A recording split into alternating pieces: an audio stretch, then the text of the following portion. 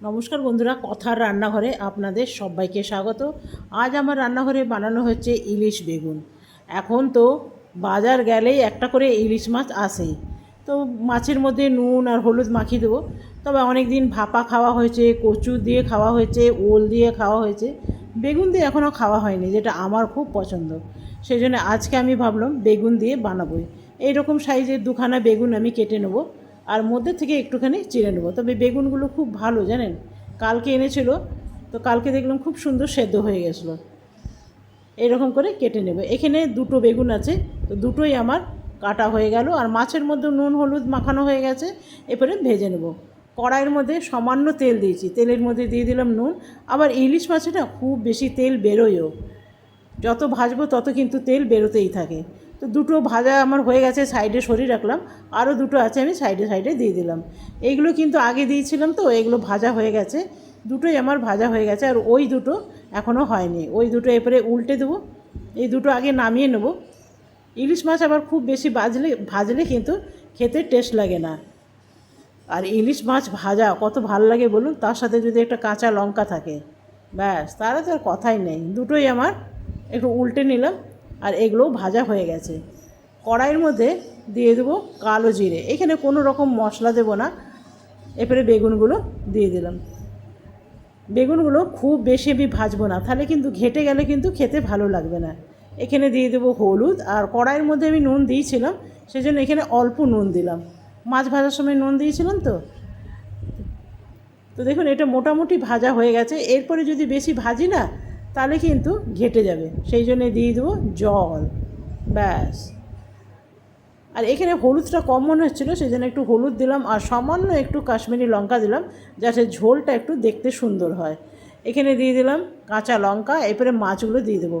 মাছটা দেওয়ার পর মিনিট পাঁচেক আমি ফুটতে দেবো, আর বেগুনগুলো একটু সেদ্ধ হতে দেবো।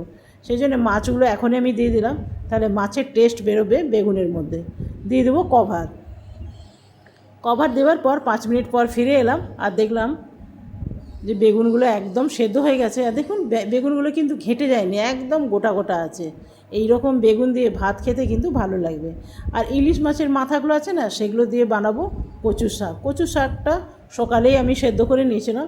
আজকাল কচু শাক না বাইরের থেকেই কিনে নিয়ে, একদম ছাড়ানো কিনে নিয়ে আসি, ঘরে আর ঝামেলা করি না। কড়াইয়ের মধ্যে দিয়ে দিলাম সামান্য তেল। এরপরে মাথাগুলোর মধ্যে আগের থেকেই আমার নুন মাখানো আছে। এরপরে দিয়ে দেবো খালি হলুদ, ব্যাস, আর কিছু দেবো না। এরপরে ভালো, এই যে দেখুন কচু শাকটা আমার সেদ্ধ করাই আছে। কড়াইয়ের মধ্যে এরপরে মাথাগুলো দিয়ে দিলাম। মাথাগুলো উল্টে পুল্টে ভালো করে ভেজে নেবো। প্রথমে দিয়ে দিলাম একটু কালো জিরে। তো মাথাগুলো ভাজা আমার মোটামুটি হয়ে গেছে। এরপরে দিয়ে দেবো কচু শাক। কচু শাক দিয়ে ইলিশ মাছটাই বেশি ভালো লাগে, চিংড়ি মাছও খারাপ লাগে না। তবে কচু শাকটা আমি নুন দিয়ে সেদ্ধ করেছিলাম, তো সেই জন্য এখানে অল্প আমি নুন দিলাম, আর দিলাম একটুখানি ঝাল লঙ্কা। এটা কিন্তু কাশ্মীরি লঙ্কা না, ঝাল লঙ্কা। এরপরে ভালো করে একটু ভেজে নিতে হবে, যতক্ষণ না কালার আসে। এটা দেখুন ভালো করে ভাজা হয়ে গেছে। আর ইলিশ মাছটা দেখুন কি সুন্দর তেল বেরিয়েছে না, দারুণ দারুণ। এই ইলিশ মাছ দিয়ে ভাত খাওয়া হয়ে যাবে। এরপরে আমি ভাত বেড়ে নেবো। এইসব রান্না হলে না, মানে খাবারটা আর দেরি করা যায় না। তবে যাই বলুন, আমার মাটনের চেয়ে ইলিশ মাছ ভীষণ প্রিয়। এখানে নিয়ে নিলাম কচু শাক, আর নিয়ে নিলাম ইলিশ মাছ। আহা, দারুণ! আজকে রান্নাটা কিন্তু জমে যাবে। তো চলুন এটা হাজব্যান্ডকে দিয়ে আসি। আর হাজব্যান্ড কোনো কথা নেই, আজকে একদম চুপচাপ খাচ্ছে। যদি চুপচাপ খায় তো জানবেন রান্না আপনার ঠিক হয়েছে। তো চলুন আমিও নিয়ে নেব। এখানে নিয়ে নিয়েছি আমার থালা। তবে ইলিশ মাছটা সত্যিই খুব ভালো হয়েছে। যতবার হাজব্যান্ড খাচ্ছে না, ততবার বলছে দারুণ হয়েছে, দারুণ হয়েছে।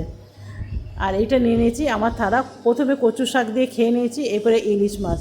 তবে যাই বলুন, ইলিশ মাছ ভীষণ ভালো লাগে, কিন্তু কাঁটার ভীষণ ভয় লাগে জানেন। আর ইলিশ মাছের ঝোলটা যা হয়েছে না, অসাধারণ। আর তার সাথে বেগুনগুলোও খেতে ভীষণ টেস্ট হয়েছে। তবে আমার কি মনে হচ্ছিলো জানেন, আর একটু বেগুন দিলে বোধহয় ভালোই হতো।